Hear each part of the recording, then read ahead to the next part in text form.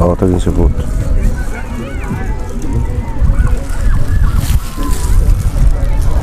حته تانية والله، بقد حته تانية بامانه. انا التجربه دي من احسن التجارب اللي انا بعملها او هتعدي عليا. الصينيه دي فيها كميه اكل، هي مش تكفي 4 افراد، دي تدخل في 6 افراد، دي مش هتكفي 4، دي تكفي 6. الصينيه دي هي بتعملها ب 1300 جنيه، يعني انا بطلبها في الطبيعي ب 1300 جنيه.